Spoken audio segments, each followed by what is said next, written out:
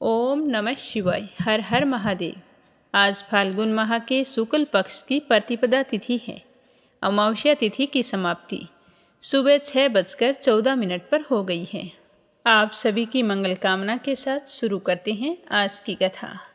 तो प्रेम से बोलो गणेश जी महाराज की जय हो।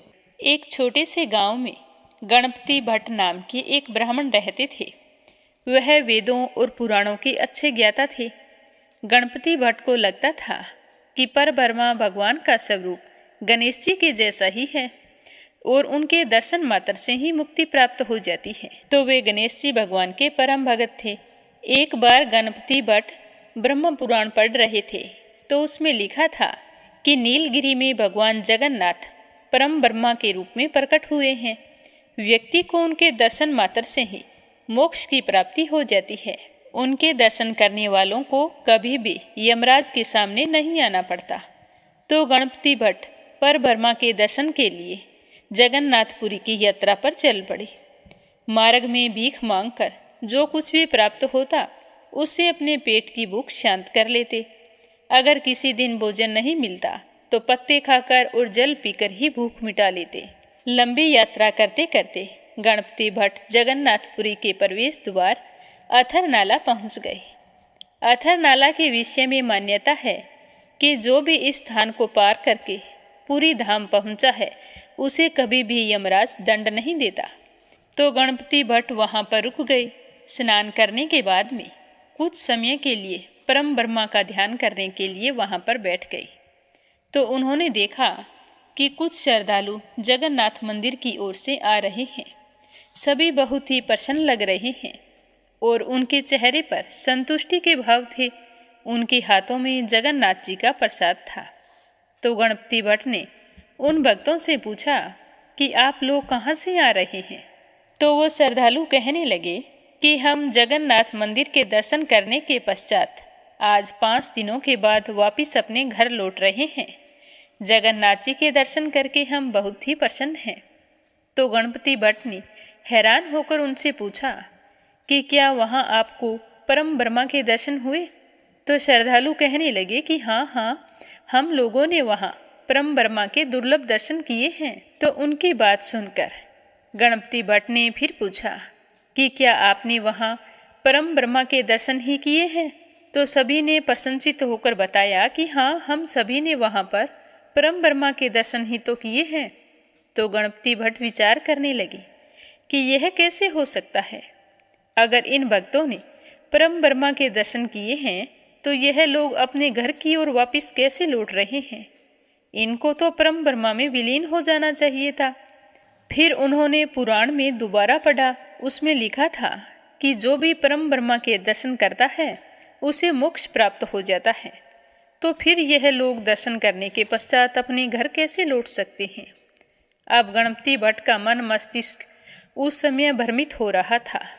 उनकी समझ में कुछ भी नहीं आ रहा था कि क्या सही है और क्या गलत है।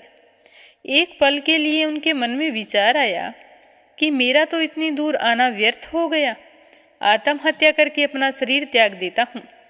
फिर उन्हें पुनः ध्यान आया कि पुराणों में लिखा है कि आत्महत्या नहीं करनी चाहिए। उधर पुरी में बैठे जगन्नाथ जी भगवान समझ गए कि मेरा भक्त तो भ्रमित हो गया है। तो उन्होंने एक ब्राह्मण का रूप धारण किया और गणपति भट्ट के पास जा पहुँचे और वहाँ जाकर कहने लगे कि आप इतने विचलित क्यों लग रहे हैं। तो गणपति भट्ट ने उनकी ओर देखकर पहले तो उन्हें बड़े ही आदरपूर्वक प्रणाम किया और फिर कहा कि मैंने तो पुराणों में पढ़ा है कि नीलगिरी में परम ब्रह्मा के दर्शन होते ही मोक्ष को प्राप्त हो जाता है, लेकिन मुझे तो यहाँ आकर पता चला है कि यहाँ कोई परम ब्रह्मा है ही नहीं। तो ब्राह्मण पूछने लगा कि आपको ऐसा क्यों लगता है।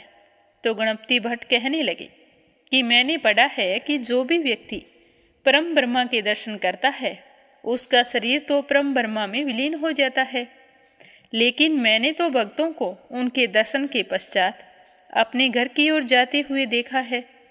अगर वास्तव में यहाँ कोई परम ब्रह्मा होता है तो वो लोग घर कैसे जा रहे थे, उन्हें मुक्ति क्यों नहीं मिली। तो ब्राह्मण के वेश में आए जगन्नाथ जी मुस्कुराते हुए बोले कि भगवान जगन्नाथ को कल्पतरु के नाम से भी जाना जाता है, अर्थात वह सबकी इच्छाएं पूर्ण करते हैं। इसीलिए जो भक्त दर्शन करने के पश्चात घर लौटने की इच्छा से आता है वह वापिस घर लौट जाता है। जिनकी जैसी कामना थी जगन्नाथ जी ने उनकी मनोकामना पूर्ण कर दी। जगन्नाथ जी के धाम में जो भक्त जैसी इच्छा लेकर आता है उसे उसी के अनुसार फल मिलता है। इसीलिए यह मत सोचो कि यहाँ परम ब्रह्मा के दर्शन नहीं होते। तो ब्राह्मण की बात सुनकर गणपति भट्ट का मन बदल गया और वह जगन्नाथ जी के दर्शन करने के लिए जगन्नाथपुरी धाम की ओर चल पड़े। जिस दिन गणपति भट्ट जगन्नाथ मंदिर में सिंह द्वार पर पहुँचे उस दिन संयोग से स्नान पूर्णिमा थी। उस समय जगन्नाथ जी बलभद्र और सुभद्रा माता को स्नान मंडप में ले जाकर स्नान करवाया जा रहा था।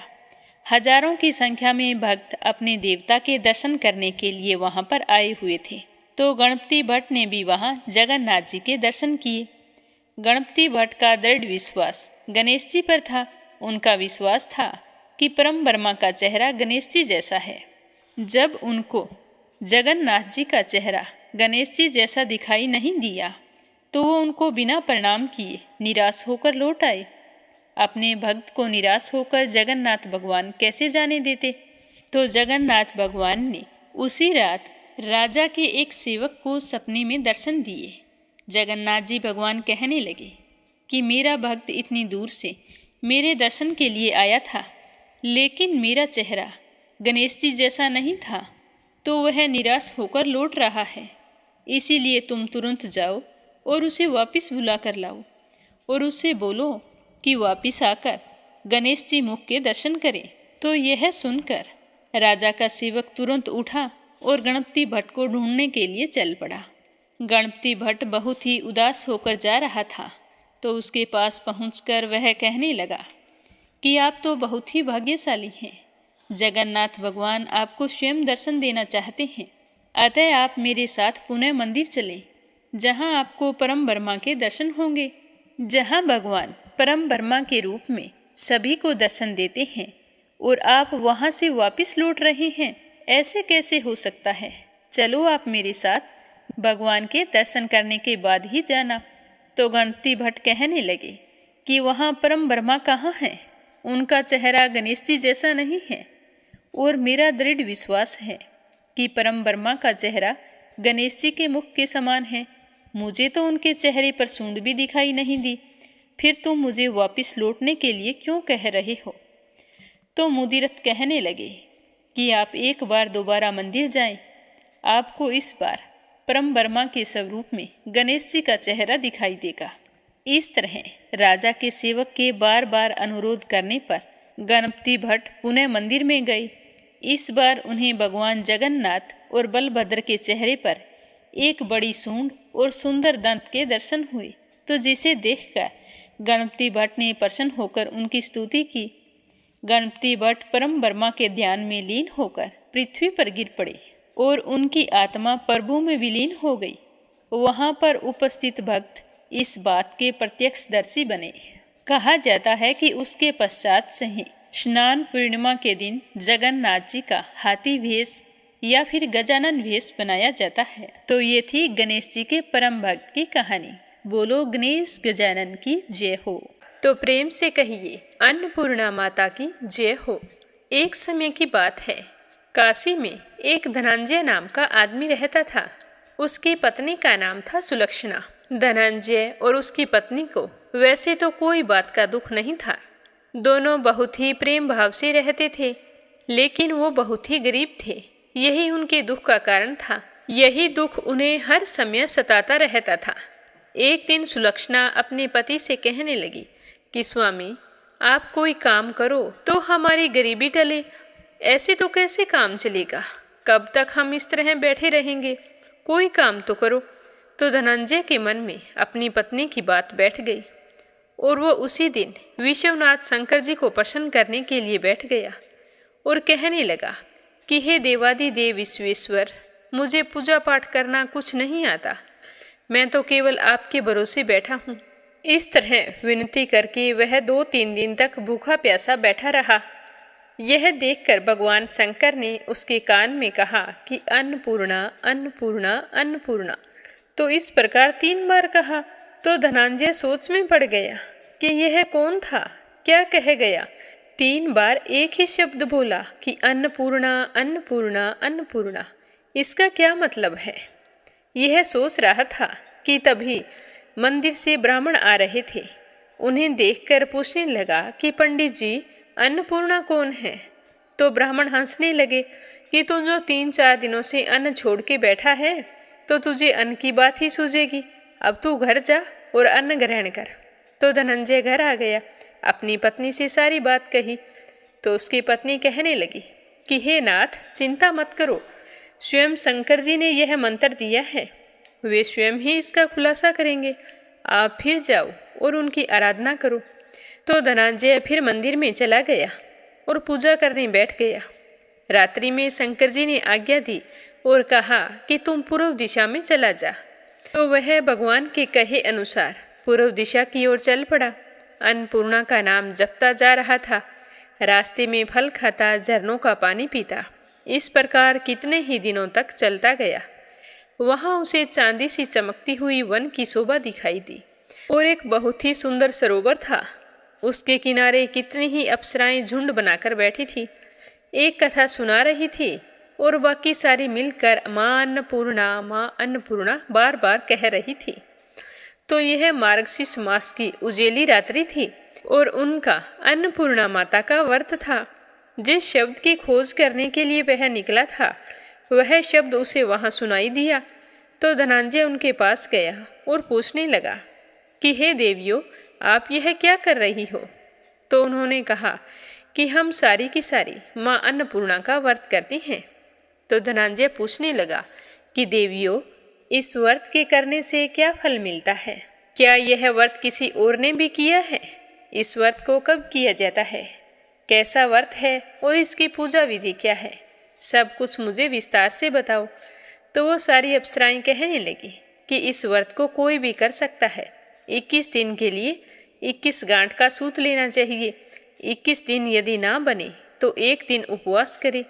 यदि यह भी ना कर सके तो केवल कथा सुनकर प्रसाद ग्रहण करें, पर ध्यान रखें कि कथा सुने तब तक निराहार रहना चाहिए।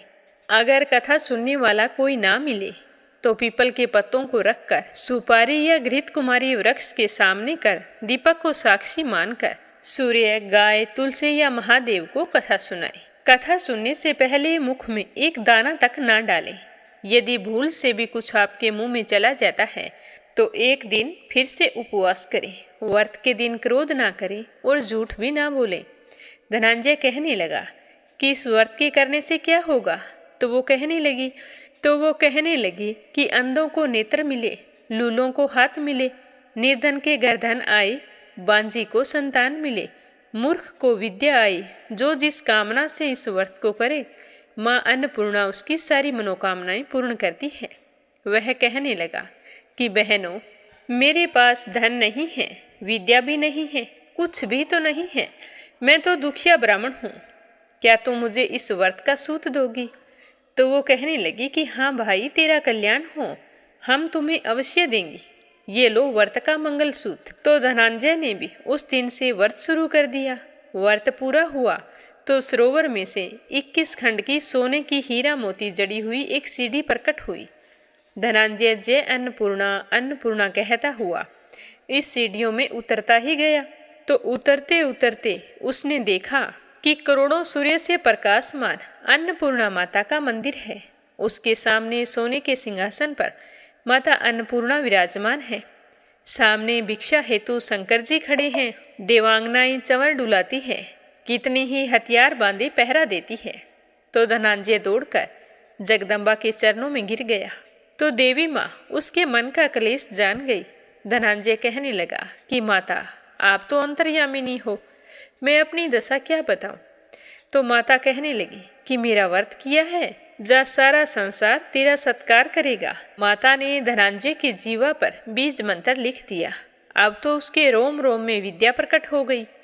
इतने में धनंजय देखता है कि वह तो काशी विश्वनाथ के मंदिर में खड़ा है।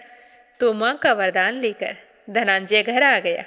सुलक्षणा से सारी बात बताई तो माताजी की कृपा से उसके घर में धन संपत्ति उमड़ने लगी। वह तो खूब धनवान हो गया। उसका छोटा सा घर अब तो बहुत बड़े घरों में गिना जाने लगा। जैसे शहद के छत्ते में मक्खियाँ जमा होती है, उसी प्रकार उनके घर अनेकों सगे संबंधी आकर उसकी बड़ाई करने लगे। कहने लगे कि इतना सारा धन, इतना बड़ा और सुंदर घर, पर तुम्हारी तो संतान नहीं है, तो इस कमाई का भोग कौन करेगा? सुलक्षणा के संतान नहीं हो सकती, इसीलिए धनंजय तुम्हें दूसरा विवाह कर लेना चाहिए। तो धनंजय की इच्छा नहीं थी, पर रिश्तेदारों के दबाव बनाने पर धनंजय को दूसरा विवाह करना पड़ा। अब सती सुलक्षणा को सोत का दुख उठाना पड़ा। इस प्रकार दिन बीतते गए। फिर अगन का महीना आया तो सुलक्षणा का पति तो अपनी दूसरी पत्नी के साथ रहता था, नए बंधन में बंधा हुआ था। तो सुलक्षणा ने अपने पति से कहलाया कि हम व्रत के प्रभाव से सुखी हुए हैं, हमें यह व्रत नहीं छोड़ना चाहिए। ये तो सब माताजी का ही प्रताप है जो हम इतने सुखी और संपन्न हैं। तो सुलक्षणा की बात सुनकर धनंजय उसके यहाँ आया और व्रत में बैठ गया। धनंजय की नई पत्नी को इस बात की खबर नहीं थी कि वो व्रत में पूजा पाठ कर रहा है। वह धनंजय के आने की राह देखती रही। दिन बीतते गए। व्रत पूर्ण होने में 3 दिन बचे थे। तब धनंजय की दूसरी पत्नी को पता चल गया कि उसका पति सुलक्षणा के पास है। तो उसके मन में ईर्ष्या की ज्वाला दहकने लगी और वह क्रोधित हुई सुलक्षणा के घर आ गई। वहां आकर जोर जोर से शोर मचाने लगी और धनंजय से कहा कि तुम मेरे साथ चलो। यह कहकर धनंजय को अपने साथ ले गई। धनंजय ने अपनी पत्नी को बहुत समझाने की कोशिश की, पर उसने एक भी नहीं सुनी। थोड़ी देर बाद में धनंजय को पूजा करते हुए कई दिन हो गए थे, तो थकान के कारण उसे नींद आ गई। तो उसी समय उसकी नई पत्नी ने उसके व्रत का सूत तोड़कर आग में फेंक दिया। अब तो माताजी का कोप जाग गया। उसके घर में अचानक से आग लग गई। सब कुछ जलकर खाक हो गया। जब सुलक्षणा को पता चला तो वह समझ गई कि यह सब माताजी का ही प्रकोप है। तो वह अपनी सोत के घर आई, जहां अपने पति और उसकी पत्नी को बैठे हुए देखा। खाने पीने को कुछ नहीं था। तो सुलक्षणा अपने पति को वहां से अपने साथ ले आई। यह देखकर धनंजय की दूसरी पत्नी को बहुत ही गुस्सा आया और वह रूठकर अपने पिता के घर चली गई।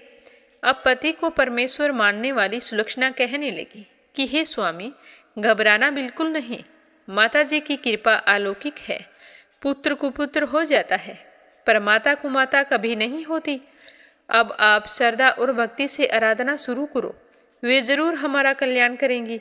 तो सुलक्षणा की बात सुनकर धनंजय फिर से माता रानी की पूजा में लग गया। जैसे ही 21 दिन की पूजा पूरी हुई तो वहीं सरोवर सीढ़ी प्रकट हुई। तो धनंजय माँ अन्नपूर्णा कहता हुआ उस सीढ़ियों में उतर गया और माता रानी के चरणों में जाकर रुंदन करने लगा। माँ प्रसन्न होकर कहने लगी कि मैं तुम्हारी पूजा से बहुत ही प्रसन्न हूँ। पहले तूने मेरे व्रत को बीच में तोड़ा था, इसी कारण मेरा कोप हुआ था, पर अब तुझे कोई भय नहीं है। ये ले, मेरे सोने की मूर्ति ले जा और इसकी पूजा करते रहना, तो फिर से सुखी हो जाएगा। जा, तुझे मेरा आशीर्वाद है। तेरी पत्नी सुलक्षणा ने पूरी श्रद्धा से मेरा व्रत किया है, तो मैंने उसे पुत्र प्राप्ति का आशीर्वाद दिया है। माता रानी के ऐसा कहते ही धनंजय की एकदम से आंखें खुली। तो वह खुद को काशी विश्वनाथ मंदिर में खड़ा पाया। वहां से फिर वह अपने घर गया और खुश होते हुए सारी बात बताई।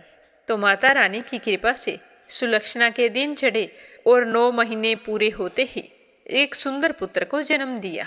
तो गांव में तो आश्चर्य की लहर दौड़ गई कि सुलक्षणा के तो बच्चे होते ही नहीं थे, देखो माता रानी का चमत्कार हुआ है।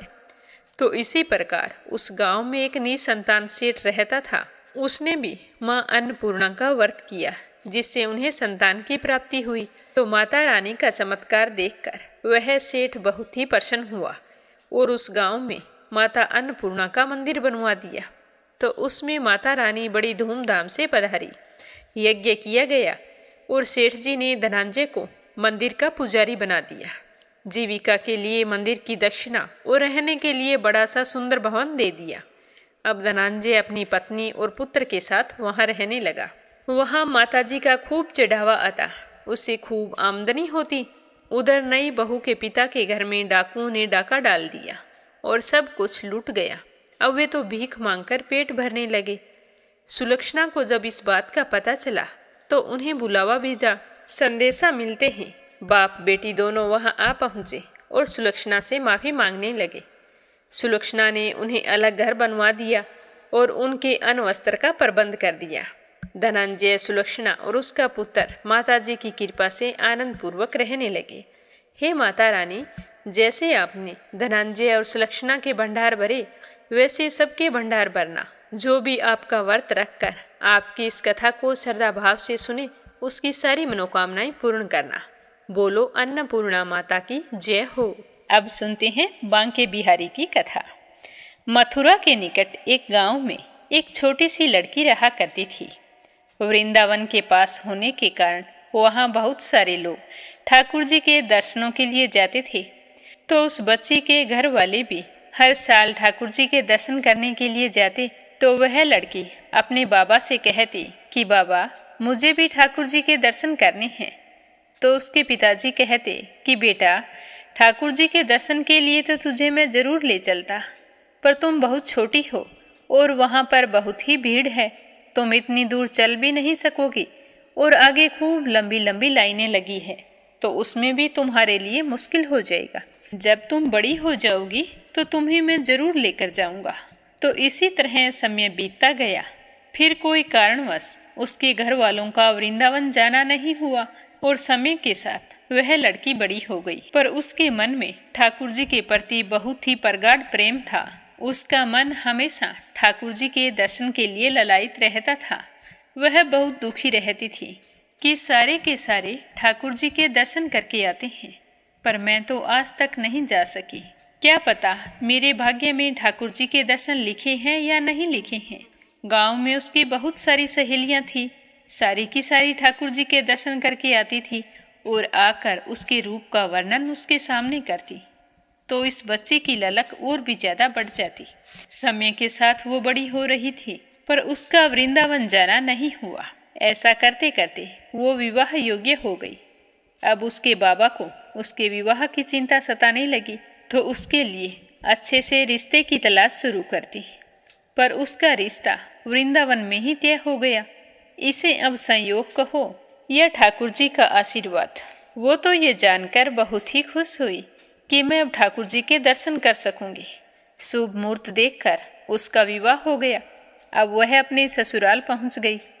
रस्म निभाने के लिए जब वह वापस अपने घर आई, तो 1-2 दिन बाद में जब उसका पति उसे लेकर जा रहा था, तो यमुना नदी के तट पर रुककर कहने लगा कि तुम यहाँ पर बैठो, मैं स्नान करके आता हूँ। तो वह लड़की वहाँ पर बैठ गई। अब उसका ध्यान ठाकुर जी की तरफ चला गया और सोचने लगी कि ठाकुर जी के दर्शन पता नहीं कब होंगे। उस लड़की ने बड़ा सारा घूंघट निकाल रखा था, क्योंकि वो उसका ससुराल था। तो वह घूंघट निकाल कर बैठी थी और मन ही मन कान्हा जी का विचार कर रही थी कि देखो ठाकुर जी की कितनी कृपा है मुझ पर। मैंने बचपन से भजा है और दर्शन के लिए ललायित थी, तो उनकी कृपा से ही मेरा विवाह श्री धाम वृंदावन में ही हो गया है। मैं इतने सालों से ठाकुर जी को मनाती हूँ, पर मैंने आज तक उनसे कोई रिश्ता नहीं जोड़ा। वो मेरे क्या लगते हैं। इस तरह सोचते हुए वो सोचने लगी कि ठाकुर जी की उम्र क्या हो सकती है। मेरे हिसाब से 17 वर्ष के होंगे। मेरे पति 20-21 वर्ष के हैं, तो उनसे तो थोड़े छोटे हैं। इसीलिए पति के छोटे भाई मेरे तो देवर हो गए। लो भाई, ठाकुर जी आज से मेरे देवर होंगे। इस तरह सोचकर वो बड़ी ही प्रसन्न हो रही थी और मन ही मन कह रही थी कि ठाकुर जी, आज से मैं आपकी भाभी और आप मेरे देवर हैं। पर वो समय पता नहीं कब आएगा जब आप मुझे भाभी भाभी कहकर पुकारोगे। वो इस तरह से सोच रही थी कि तभी एक किशोरावस्था का सांवला सा लड़का उसी तरफ आ रहा था और पास आकर कहने लगा कि भाभी भाभी। तो वह अपने भाव से बाहर निकली और सोचने लगी कि वृंदावन में मैं तो नई हूँ, मुझे कोई नहीं जानता, फिर ये भाभी भाभी कहकर कौन पुकार रहा है। पर उसने घूंघट नहीं उठाया। वह बालक खड़ा खड़ा बार बार कहता रहा कि भाभी भाभी, पर उसने कोई जवाब नहीं दिया। फिर वह धीरे से उसके पास आया और कहने लगा कि भाभी, अपना चेहरा तो दिखा दो। तो वह लड़की सोचने लगी कि ये बालक तो बहुत जिद कर रहा है, तो उसने अपने घूंघट को कसकर पकड़ लिया। सोचने लगी कि कहीं इसने घूंघट उठा लिया और आस पड़ोस में किसी ने देख लिया और मेरे ससुराल में जाकर बता दिया तो क्या होगा। तो वह लड़का कहने लगा कि भाभी, आपने घूंघट क्यों निकाल रखा है, मैं तो आपका देवर हूँ। तो उस लड़की ने एक नज़र उसे देखा और कहा, नहीं, हम आपको नहीं जानते हैं। तो वो लड़का कहने लगा कि भाभी, आप शायद नहीं जानते, आप उस गांव के हो ना, वहीं पर हमारा घर है। अपना नाम बताओ और अपना चेहरा भी दिखाओ। तो वो लड़की चुपचाप बैठी रही। तो कान्हा के रूप में आया वह लड़का कहने लगा कि भाभी, आप तो नाराज हो रही हैं। देखो, हम आपके इतने प्यारे देवर हैं और इतनी दूर से मिलने के लिए आप तक आ गए हैं और आप हमसे बात भी नहीं कर रही और हमें अपना चेहरा भी नहीं दिखा रही। इतना कहते ही उस लड़के ने घूंघट खींच लिया और चेहरा देखकर भाग गया। थोड़ी देर बाद में उसका पति आ गया तो उसने अपने पति को सारी बात बताई। तो उसका पति कहने लगा कि तुम चिंता मत करो, वृंदावन इतना बड़ा नहीं है कि वह लड़का हमें फिर नजर ना आए। कभी भी किसी भी गली में तुम्हें दिखाई दे तो मुझे बता देना। इस तरह बातें करते हुए पति पत्नी दोनों घर चले गए। कुछ दिन बाद में उसकी सासू माँ ने अपने बेटे से कहा कि बेटा, देख, तेरा विवाह हो गया है। अब बहू एक बार मायके जाकर भी आ गई है, पर तुम दोनों अभी तक बांके बिहारी जी के दर्शन करने के लिए नहीं गए। तुम ऐसा करो, कल सुबह जाकर बहू को ठाकुर जी के दर्शन करवा लाओ, उनका आशीर्वाद बहुत जरूरी है। तो उसने कहा कि ठीक है माँ, कल सुबह ही चले जाएंगे। अगले दिन दोनों पति पत्नी ठाकुर जी के दर्शन करने के लिए मंदिर में गए। वहां जाकर देखा कि मंदिर में तो बहुत भीड़ थी। तो उसका पति कहने लगा कि देखो, तुम स्त्रियों के साथ आगे जाओ और बांके बिहारी के दर्शन कर लो, मैं अभी आता हूँ। तो वह अपने पति के कहे अनुसार महिलाओं के साथ आगे चली गई, पर घूंघट उसने फिर भी नहीं उठाया। वह घूंघट निकाले खड़ी रही। तो बहुत देर बाद उसका पति आया और कहने लगा कि अरे बावरी, ठाकुर जी के सामने घूंघट क्यों निकाल रखा है? अगर घूंघट नहीं हटाओगी तो प्रभु जी के दर्शन कैसे करोगी? तो अपने पति के कहते ही उसने अपना घूंघट उठाया और ठाकुर जी की तरफ देखा। तो ठाकुर जी की जगह वही बालक मुस्कुराता हुआ दिखाई दिया। तो वह चिल्लाने लगी कि सुनिए, देखो, ये तो वही लड़का है जो मुझे यमुना तट पर मिला था। तो उसका पति देखकर कहने लगा कि क्या हुआ, कहाँ है? तो वह बोली कि देखो, जो मुझे भाभी भाभी कहकर भागा था ना, मेरा घूंघट हटा दिया था, वो लड़का मुझे मिल गया है। ये देखो, सामने खड़ा है। तो उसके पति ने कहा कि मुझे तो दिखाई नहीं दे रहा, कहाँ खड़ा है, फिर से बताओ। तो उसने ठाकुर जी की तरफ इशारा करके कहा कि ये रहा आपके सामने। तो यह देखकर उसका पति तो हैरान रह गया और अपनी पत्नी से कहने लगा कि तुम धन्य हो, आज मैं जान गया हूँ कि वास्तव में तुम्हारे हृदय में सच्चा भाव है ठाकुर जी के प्रति। हम इतने वर्षों से वृंदावन में रह रहे हैं, पर आज तक हमें ठाकुर जी के दर्शन नहीं हुए हैं। तुम्हारा भाव इतना ऊंचा है कि ठाकुर जी ने तुम्हें खुद दर्शन दिए हैं। तो वो कहने लगी कि हाँ, मैंने ही मन से ठाकुर जी से देवर का रिश्ता जोड़ा था। मुझे लगता है कि तभी मेरे देवर बनकर आ गई और मुझे भाभी भाभी पुकारने लगे। तो यह सुनकर उसका पति कहने लगा कि आज मैं मान गया हूँ कि कान्हा जी से दिल से जो भी रिश्ता जोड़ लेता है, उसका रिश्ता निभाने के लिए कान्हा जी जरूर आते हैं। तो दोनों इसी तरह कान्हा जी का आशीर्वाद पाकर घर आ गई। घर आकर उसके पति ने सारी बात अपनी माँ को बताई। तो सारी बात सुनकर उसकी माँ बहुत ही खुश हुई और अपनी बहू को गले से लगाती हुई कहने लगी कि बेटा, तुम जैसी बहू पाकर मैं तो धन्य हो गई। जय हो कृष्ण कन्हैया की। अब अपने सुनते हैं विष्णु पुराण का 5वां अध्याय। इसके अंदर भगवान श्री हरि विष्णु का कूर्म अवतार और क्षीर सागर मंथन की महागाथा सुनाई गई है। तो प्रेम भाव से कहिए, श्री हरि विष्णु भगवान के अनंत स्वरूपों की जय हो, विष्णु पुराण की जय हो। महर्षि सूत जी नेमिषारण्य में विराजमान थे, जहाँ अनेक ऋषि मुनि ध्यान मगन होकर उनकी दिव्य वाणी को सुन रहे थे। यज्ञशाला में गूंजते वैदिक मंत्रों के बीच में सूत जी ने भगवान विष्णु के मत्स्य अवतार की कथा को पूर्ण किया। जब वे मौन हुए, तब शौनक जी ऋषि ने बड़ी ही विनम्रता के साथ उनके चरणों में अपने शीश को झुकाया और कहने लगे कि हे महर्षि, आपने हमें भगवान के प्रथम अवतार की अद्भुत कथा सुनाई है, जिससे हमारे हृदय में भक्ति की भावना जागृत हुई है।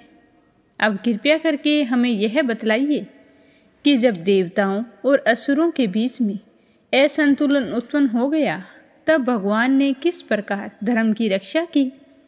हम उनके दूसरे अवतार यानी कि कुर्म अवतार की कथा विस्तार से सुनने की इच्छा रखते हैं।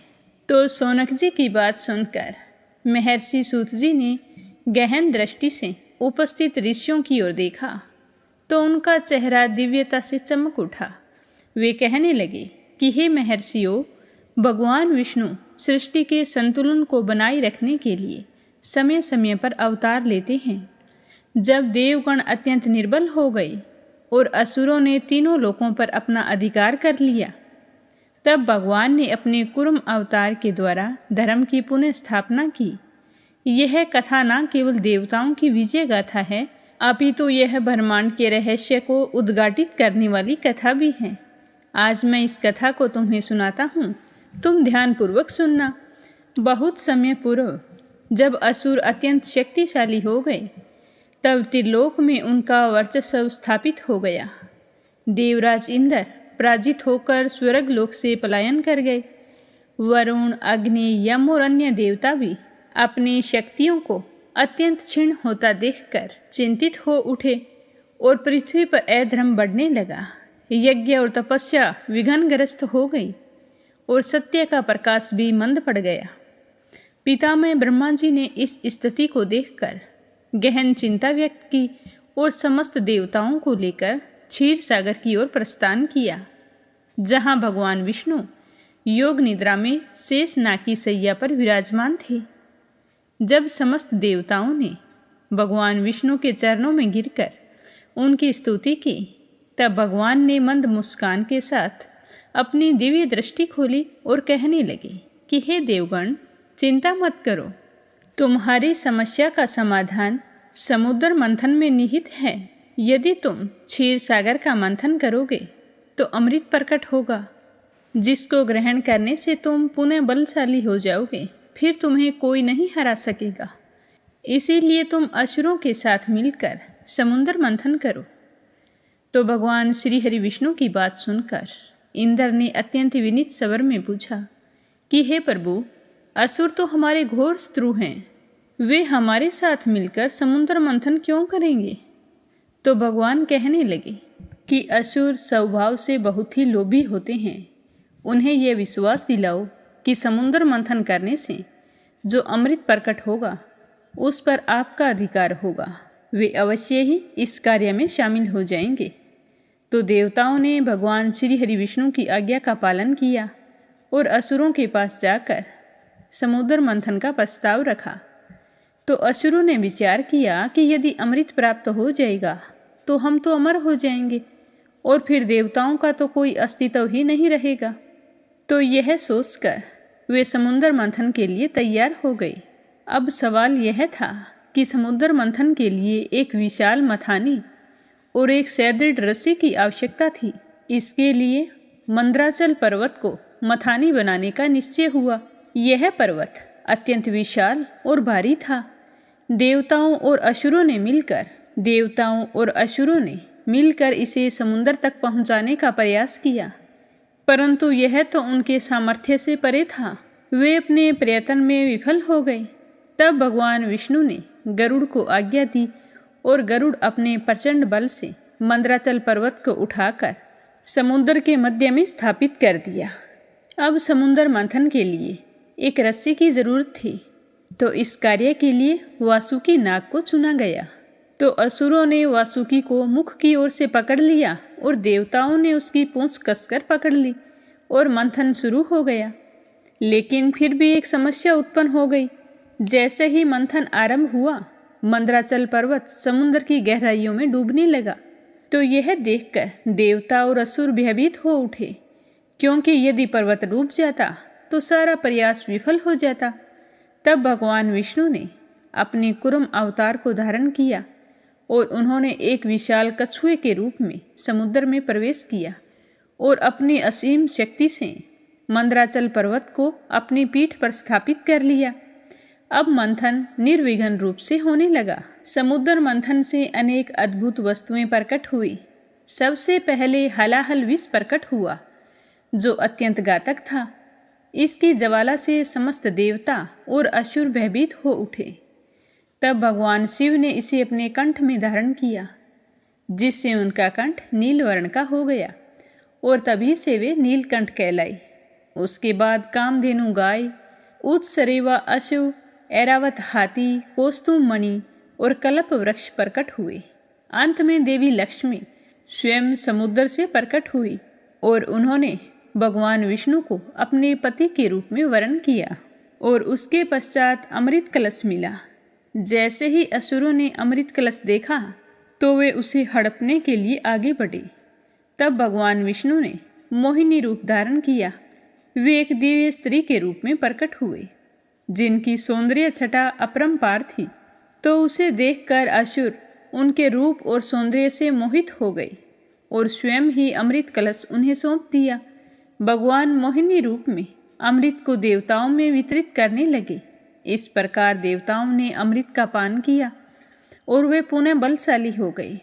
जब असुरों को यह ज्ञात हुआ कि वे अमृत से वंचित रह गए हैं, तब उन्होंने युद्ध छेड़ दिया, किंतु इस बार वे देवताओं के सामने टिक नहीं सके। महर्षि सूत जी बोले कि हे मुनियों, इस प्रकार भगवान विष्णु ने कूर्म अवतार द्वारा देवताओं की सहायता की और धर्म की पुनः स्थापना की। यदि भगवान कच्छप रूप में ना आते तो मंदराचल डूब जाता और मंथन सफल नहीं होता, और यदि समुद्र मंथन सफल नहीं होता तो अमृत की प्राप्ति असंभव थी। अतः कूर्म अवतार सृष्टि के संतुलन के लिए परम आवश्यक था। तो महर्षि के वचनों को सुनकर सभी ऋषिगण रोमांचित हो उठे और वे कहने लगे कि हे महर्षि, आपने कूर्म अवतार की कथा हमें सुनाकर कृतार्थ किया है। अब कृपया करके हमें भगवान विष्णु के अगले अवतार यानी कि वराह अवतार की कथा सुनाने की कृपा करें। तो ऋषियों की जिज्ञासा को जानकर महर्षि सूत जी बहुत ही प्रसन्न हुए। उस समय चारों ओर पवित्र यज्ञ की सुगंध व्याप्त थी। ऋषियों का समूह ध्यानपूर्वक उनकी वाणी को सुनने के लिए आतुर था। शौनक ऋषि जी ने पुनः सूत जी के चरणों में नमन करते हुए कहा कि हे महान ज्ञानी, आपने हमें भगवान विष्णु के कूर्म अवतार की अद्भुत कथा सुनाई है, जिससे हमारा चित्त भक्ति से भर गया। अब हमें कृपया करके उनके वराह अवतार के बारे में विस्तार से बताइए। हम सुनने की इच्छा रखते हैं। हमें बताइए कि जब असुर हिरण्याक्ष ने पृथ्वी को पाताल लोक में ले जाकर छिपा दिया, तब भगवान ने किस प्रकार उसे बचाया था। महर्षि सूत जी ने अपने नेत्र पलकों को धीरे से उठाया तो उनकी दृष्टि में दिव्यता झलक रही थी। वे मुस्कुराकर बोले कि हे महर्षियों, भगवान विष्णु सृष्टि की रक्षा हेतु समय समय पर अवतार धारण करते हैं। जब पृथ्वी पर असुरों का अत्याचार बढ़ता है, जब अधर्म प्रबल हो जाता है और जब देवगण असहाय हो जाते हैं, तब वे स्वयं प्रकट होते हैं। उनके अवतारों में वराह अवतार का विशेष महत्व है, क्योंकि इस अवतार में उन्होंने संपूर्ण सृष्टि के आधार पृथ्वी माता का उद्धार किया। तो आज उस पवित्र कथा के बारे में आपको बता रहा हूँ। आप सभी ध्यान से सुनना। सृष्टि के आरंभ में जब पितामह ने समस्त चराचर जगत की रचना की, तब दो अत्यंत बलशाली असुरों का जन्म हुआ, हिरण्याक्ष और हिरण्यकशिपु। ये दोनों दिति के गर्भ से उत्पन्न हुए थे और कश्यप ऋषि इनके पिता थे। इन दोनों असुरों ने अपने कठोर तप से पितामह को प्रसन्न कर लिया और उनसे अमोघ वरदान प्राप्त किए। वरदान के प्रभाव से ये दोनों अत्यंत शक्तिशाली हो गए और इन्होंने समस्त लोकों में आतंक फैलाना शुरू कर दिया। हिरण्याक्ष के मन में अत्यंत अहंकार उत्पन्न हो गया। वह अपने बल के मद में चूर होकर देवलोक, मृत्युलोक और पाताल लोक को अपने अधीन करने की लालसा रखने लगा। उसने पहले स्वर्ग लोक पर आक्रमण किया। देवराज इंद्र और अन्य देवताओं ने उसकी शक्ति के आगे समर्पण कर दिया और पितामह की शरण में पहुंच गए। अब हिरण्याक्ष ने पृथ्वी पर अपना अधिकार जमाने का निश्चय किया। उसने अपनी मायावी शक्तियों के बल पर संपूर्ण पृथ्वी को पकड़कर पाताल लोक में खींच लिया और उसे सागर में डुबो दिया। समस्त प्राणियों में हाहाकार मच गया। जल, थल और आकाश में विकराल अंधकार छा गया। प्रजा त्रस्त हो उठी और ऋषि मुनियों ने पितामह के समक्ष प्रार्थना की कि हे पितामह, हम सब असहाय हैं। असुर हिरण्याक्ष ने पृथ्वी को पाताल लोक में ले जाकर छिपा दिया है। यदि पृथ्वी ही नहीं रहेगी तो यह सृष्टि कैसे चलेगी? कृपया करके हमें इस संकट से उबारिए। तो पितामह चिंतित हो उठे। उन्होंने विचार किया कि यह समस्या तो बहुत ही गूढ़ है। इसका समाधान केवल भगवान श्री हरि विष्णु ही कर सकते हैं। तो वे ध्यानमग्न हो गए और मन ही मन भगवान की स्तुति करने लगे। तभी पितामह की नासिका से एक तेजस्वी किरण प्रकट हुई। देखते ही देखते यह किरण एक अत्यंत विशालकाय शुक्र के रूप में बदल गई। इस वराह का रूप दिव्य था। उसका शरीर मेघ के समान विशाल था। उसकी चमड़ी सूर्य के समान दीप्तिमान थी। उसकी आंखें अग्नि के समान ज्वलंत थी और उसके नख चंद्रमा के समान शीतल प्रकाश से युक्त थे। समस्त ब्रह्मांड भगवान विष्णु के इस वराह अवतार के तेज से अलौकिक हो उठा। देवता, ऋषि, मुनि सभी ने हाथ जोड़कर भगवान की स्तुति की। भगवान वराह ने गगनभेदी गर्जना की, जिससे तीनों लोकों में कंपन होने लगा। उसकी नासिका से श्वास का ऐसा प्रवाह निकला कि समस्त दिशाओं में वायु वेग से प्रवाहित होने लगी। फिर उन्होंने अपने प्रभुता संपन्न स्वर में कहा कि हे देवगण, चिंता मत करो। मैं स्वयं इस दुष्ट हिरण्याक्ष को मारूंगा और पृथ्वी माता को पुनः उनके स्थान पर स्थापित करूंगा। यह कहकर भगवान वराह गगनचुंबी वेग से आकाश में उठे और फिर सीधे पाताल लोक की ओर कूच कर गए। हिरण्याक्ष ने जब देखा कि एक विराट स्वरूप वाला वराह उसके किले में घुस आया है और पृथ्वी को अपने विशाल दांतों पर उठाकर जा रहा है, तो वह क्रोध से लाल हो गया। उसने अपनी गदा को उठाया, वराह रूप में आए भगवान पर प्रहार करने के लिए दौड़ पड़ा और जोर से चिल्लाकर कहने लगा कि अरे मूर्ख शुकर, तू कौन है जो मेरे राज्य में घुसकर मेरी संपत्ति चुराने आया है? क्या तुझे अपने प्राणों की चिंता नहीं है? मैं तुझे अभी मसल कर रख दूंगा। यह कहकर भगवान की ओर दौड़ा। भगवान वराह ने उसकी ओर देखा और मंद मंद मुस्कान के साथ कहा कि हे दैत्य, तू अपने अहंकार में अंधा हो चुका है। यह पृथ्वी माता किसी की संपत्ति नहीं है। यह समस्त प्राणियों के पालन का आधार है। मैं इसे इसके स्थान पर स्थापित करने आया हूँ। अब तेरे पापों का अंत समीप है। यह कहकर भगवान वराह ने तीव्र गर्जना की, जिसे समस्त पाताल लोक कांप उठा और इसके बाद वहां पर एक भयानक युद्ध प्रारंभ हो गया। हिरण्याक्ष ने अपनी गदा से भगवान वराह पर वार किया, किंतु भगवान ने अपने थुथुन से उसे रोक दिया। उन्होंने अपने प्रचंड पंजों से दैत्य को उठाकर आकाश में उछाल दिया और हिरण्याक्ष गरजता हुआ उठ खड़ा हुआ। उसने अपनी समस्त मायावी शक्तियों का प्रयोग किया, किंतु भगवान विष्णु अचल पर्वत के समान अडिग खड़े रहे। और फिर भगवान ने अपनी दिव्य गदा से एक ही प्रहार में हिरण्याक्ष के मस्तक का चूर्ण कर दिया। उसकी देह तुरंत धराशायी हो गई और समस्त लोकों में पुनः शांति स्थापित हो गई। तो भगवान वराह ने अपनी विशाल दाढ़ों पर पृथ्वी को धारण किया और उसे जल से बाहर निकालकर स्वयं अपने चरणों में रख लिया। फिर उन्होंने तीनों लोकों की यात्रा करके पृथ्वी को पुनः उनके स्थान पर स्थापित कर दिया। तो यह देखकर समस्त देवता बड़े ही प्रसन्न हुए और भगवान श्री हरि विष्णु के वराह अवतार की जय जयकार करने लगे। पितामह ने कहा कि हे भगवान, आपने इस सृष्टि को पुनः संतुलित कर दिया है। हम सब आपकी कृपा के ऋणी हैं। तो सबकी यह बात सुनकर भगवान वराह मंद मंद मुस्कुरा रहे थे और उन्हें आशीर्वाद देकर वहाँ से अंतर्ध्यान हो गए। बोलो विष्णु भगवान के अनंत स्वरूपों की जय हो। विष्णु पुराण की जय हो। आज की कथा को यहीं पर विराम देते हैं। श्रद्धा भाव से सुनने के लिए आप सभी का बहुत बहुत धन्यवाद। भगवान श्री हरि विष्णु आपकी सारी मनोकामनाएं पूर्ण करें।